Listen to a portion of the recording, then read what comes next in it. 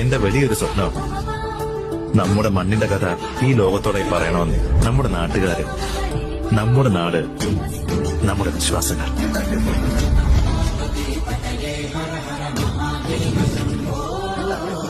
Shiva Shankara Hara Hara Shankara Sada శివాసు